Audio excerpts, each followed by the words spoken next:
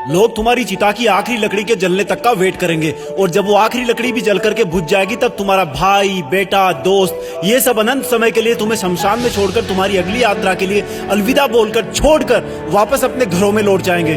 कुछ दिन तो तुम उनके बीच जिंदा रहोगे कि अच्छा इंसान था, थोड़े दिन और जी लेता, और फिर समय के भंवर में वो तुम्हें कहीं पीछे छोड़कर आगे निकल पड़ेंगे। वो तुम्हारा वापस आने का वेट नहीं करेंगे क्योंकि उनको पता होगा कि जो एक बार चला गया वो वापस नहीं आता, तो वेट करने से क्या फायदा। बस तुम्हारी कहानी यहीं पर खत्म हो जाएगी।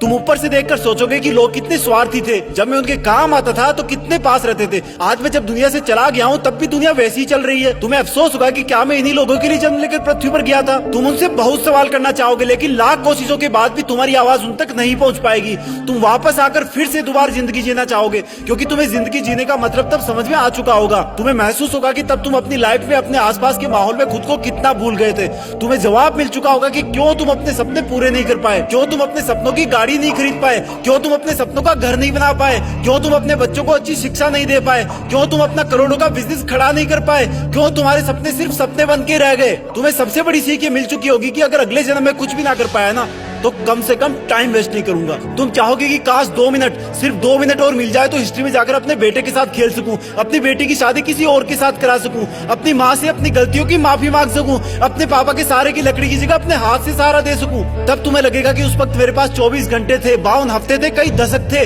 लेकिन मैंने कितना टाइम वेस्ट किया। माँ जगाते जगाते थक जाती थी लेकिन तुम रात को देर तक पढ़ने के बहाने से सुबह 8 बजे तक सोते रहते थे, जबकि असलियत ये थी कि तुम चैटिंग करते रहते थे, अपनी फोटोज को एडिट करके अपने आप को स्मार्ट दिखाते थे, गंदे वीडियो देखते थे। कितना टाइम वेस्ट करते थे तुम। जब माँ का फोन आता था तो तुम अपने जवानी वाले प्यार के साथ बिजी रहते थे और जब तुम्हारी माँ सो जाती थी तब तुम फॉर्मेलिटी के लिए एक मिस कॉल छोड़ दिया करते थे ताकि तुम सुबह ये दिखावा कर सको कि तुमने इतनी रात को भी कॉल बैक किया। Shame on you idiot. तुम हर काम को, पढ़ाई को कल पे टाल दिया करते थे। जो हाथ तुम्हारे बूढ़े माँ बाप को सहारा देने चाहिए थे वो हाथ हमेशा बिना मतलब ही मोबाइल पर उंगलियां फिराने में बिजी रहता था।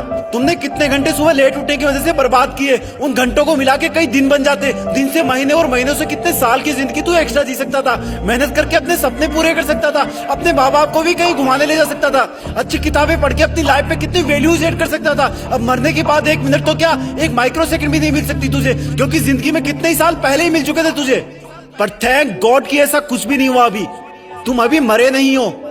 थैंक गॉड कि आज तुम थैंक गॉड बोलने के लायक इस धरती पर बचे हुए हो। तुम्हारा वक्त, तुम्हारे सपने अभी पूरे नहीं हुए हैं। तुम्हारे माँ बाप, घर वाले अब भी तुम्हारे सफल होने का वेट कर रहे हैं। तुम्हारा दिल अब भी तुम्हारे सपने पूरे होने का वेट कर रहा है। थैंक गॉड कि तुम्हारे हाथ की घड़ी अब भी तुम्हें वो दिन दिखाने का वेट कर रही है जब तुम एक हीरो की तरह लोगों के सामने खड़े होगे और लोग तुम्हारी रियल कहानियां सुनकर आंसुओं से भर जाएंगे, मोटिवेट होंगे। और उन लोगों को सबसे ज्यादा अफसोस होगा जिनने तुमको कुछ साल पहले मेहनत करने वाला ढोंगी कहा था, लेकिन फिर भी तुम्हारे मन में उनके लिए 1% भी बुरी भावना नहीं होगी।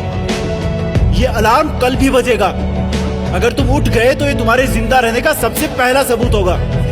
अगर तुम अलार्म बजने से भी पहले उठकर अलार्म को बंद करके अपने काम पर लग गए तो ये तुम्हारे सफल होने का सबसे बड़ा सबूत होगा।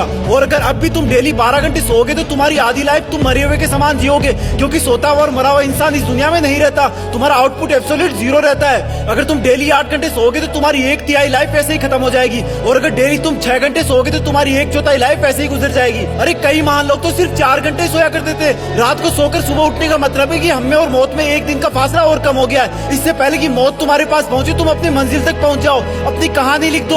जो लाइफ में करना चाहते हो वो कर लो, पर कम से कम सुबह जल्दी उठना सीख लो क्योंकि तुम ज्यादा जीने के लिए अपनी उम्र नहीं घटा सकते। सिर्फ और सिर्फ बची हुई जिंदगी में टाइम मैनेज करके अपना टाइम बढ़ा सकते हो। तुम्हें करना होगा, तुम कर सकते हो। You can do it. You can manage your time. तुम्हें बाद में पछताने से पहले अभी अपने टाइम को सही ढंग से यूज करना होगा। जय हिंद।